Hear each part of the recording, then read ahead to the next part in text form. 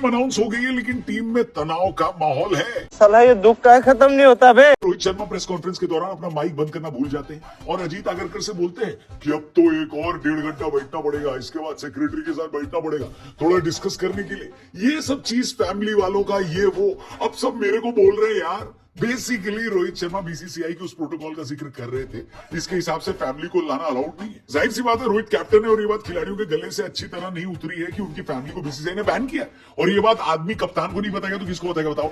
रोहित इसी बात का जिक्र कर रहे थे कि सब उनसे बोल रहे हैं फैमिली वाली बात। हालांकि बुमराह भाई को किसी बात की टेंशन नहीं होनी चाहिए, उनकी फैमिली यानी संजना भाभी तो ब्रॉडकास्टर है यानी ऑफिशियल ड्यूटी पर ट्रैवल कर सकती है बुमराह भाई के साथ। इसे कहते हैं सांप भी मर जाए और लाठी भी न टूटे।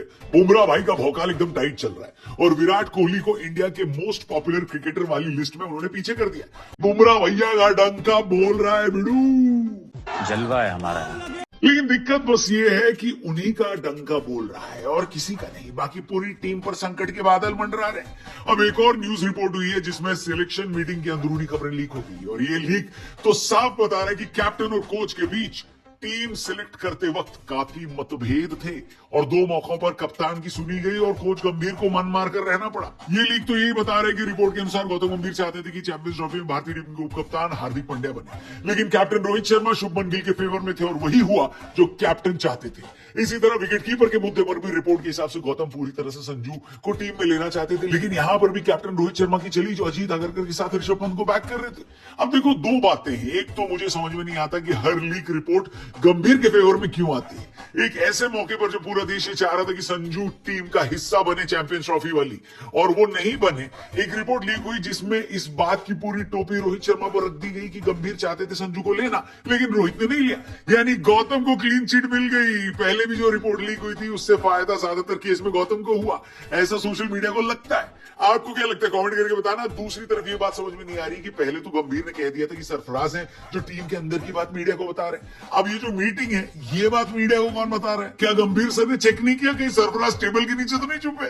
या हो सकता है पर्दे के पीछे से छुप कर सारी बातें सुन रहे हो? क्या लगता है सरफराज कहां छुप कर ये बातें सुन रहा है और मीडिया में लीक कर रहा है? कमेंट करके बताना। फिलहाल हम आपको बता दें चैंपियंस ट्रॉफी की टीम पर सोशल मीडिया भी शांत नहीं हुआ है। करुण नायर का मुद्दा चलो एक दिन में ही शांत हो गया क्योंकि भाई का कोई खास फैन क्लब नहीं है और रोहित का प्रेस कॉन्फ्रेंस में ये कह देना कि हमने करुण नायर को डिस्कस किया था उनके लिए बड़ी उपलब्धि है कि चलो नजरों में तो आ गए।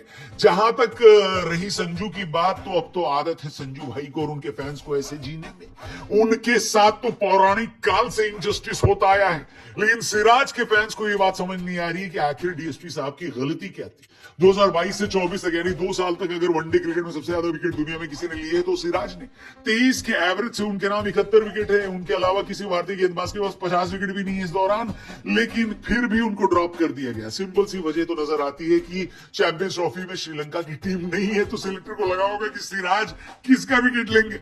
लेकिन डीएसपी ने अपने कानून से भी लंबे हाथों से खाली श्रीलंका वालों को नहीं पकड़ा है, बहुत से लोगों के खिलाफ अरेस्ट वारंट जारी किया है उनने। लेकिन सिराज भाई परसेप्शन की जंग हार गए और गंभीर सर भले ही संजू पर कप्तान रोहित शर्मा को राजी न कर पाए हो, लेकिन उन्होंने सिराज की जगह हर्षित राणा को तो खिला ही लिया। खैर इस पूरे मसले पर आप क्या सोचते हो कमेंट करके बताना। अगर आपको चैंपियंस ट्रॉफी की टीम को 10 में से नंबर देने हो तो कितने नंबर दोगे ये भी जरूर कमेंट करना। हम आपसे मिलते हैं कल एक और नई वीडियो के साथ। चैनल सब्सक्राइब करना, फेसबुक पे देख रहे तो पेज को लाइक करना। सी यू टुमारो, बाय बाय।